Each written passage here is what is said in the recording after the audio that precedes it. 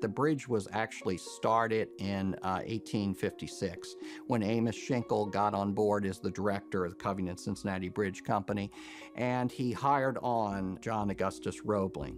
A German immigrant who came to America in 1831. He had studied engineering at the Polytechnical Institute in Berlin.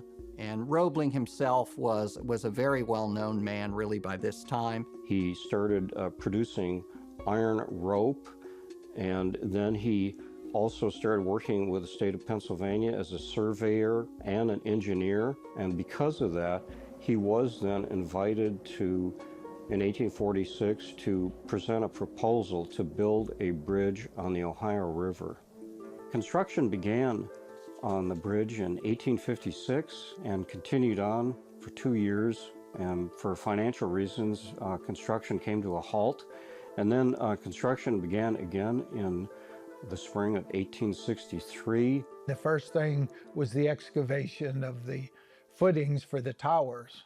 And something that a lot of people don't know is that those towers rest on footers that are made of wood. The two sandstone towers that stand 200 feet tall are actually built on timber grillages or timber foundations that are about 12 feet thick, 110 feet long, and about 80 feet wide. You'll read some places that they're oak, but if you read Roebling's report, he said he used whatever was available. But then the sandstone towers were constructed on top of that timber mat. A lot of folks have said, hey, wait, wouldn't timber rot? Wouldn't that deteriorate? Well, the interesting component of that is it's always submerged in water. So what happened is those timbers are now waterlogged, and without oxygen, they do not rot and they do not deteriorate. Then they started up with the stone towers, and the first 25 feet is faced with limestone because he thought that would give better resistance to the water. Above that, it's sandstone, except for some limestone that he used to sort of make distinctive bands across it at certain points. At that point, that's when they actually spun the cables, and that was using Roebling's patented process that he used to spin cables in place. That consists of large number of individual wires that make up that round suspension cable. There's 5,180 individual wires in the original suspension cable, and there's 2,228 individual wires in the secondary suspension cables that were added during the 1890s reconstruction. Actually, that's the same method pretty well that's used in large suspension bridges to this day. There were immigrants involved in the construction. There would have been probably your common, laborers who would have been performing less skilled operations, and then you would have had all the stonemasons and so forth that would have been performing the more skilled jobs. We don't have any records of who actually worked on the bridge, but carved on the top of the North Tower, Charles Stolzenburg carved his name into immortality, and it's one way we have a record of one person who actually worked on the bridge and is only visible from the top of the northern tower. Washington Roebling was John Roebling's son, and he was in the Union Army during the Civil War.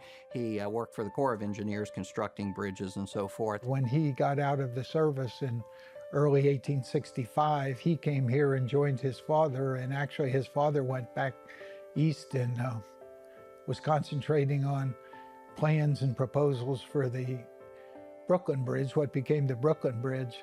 There, John Roebling received some injuries on the work site, which ended up in the amputation of some of his toes, an infection, and he died of lockjaw in 1869. So it would be his son, Washington Roebling, who actually kind of completed the bridge here in Covington, who would go on to complete his father's project, and the most well-known of his father's projects, and that would be the Brooklyn Bridge.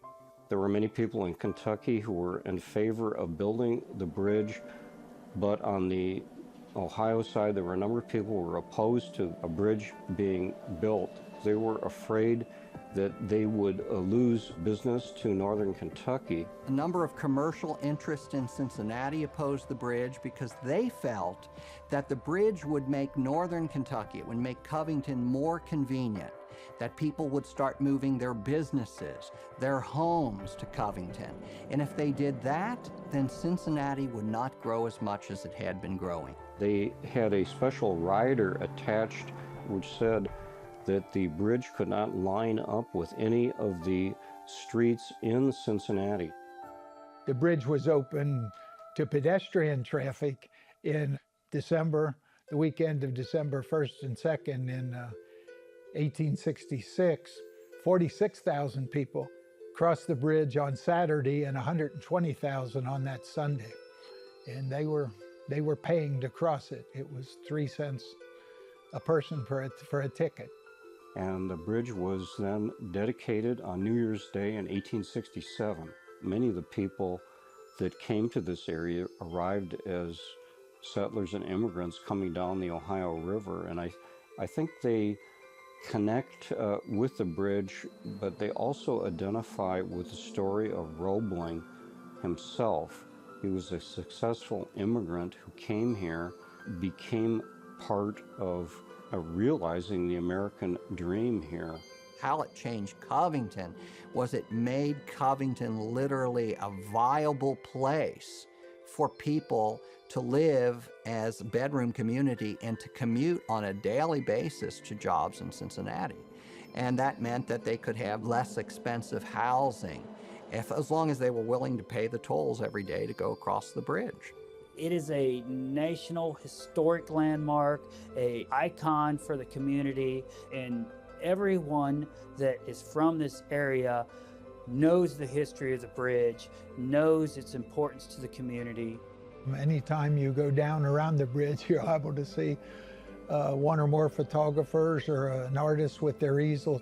It's really a work of art and a great piece of architecture.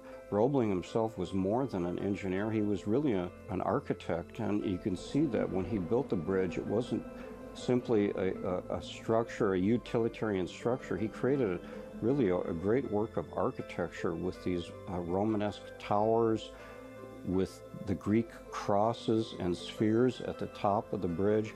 Also, the cables and the suspenders have often been likened to a musical instrument. It has the appearance of a harp.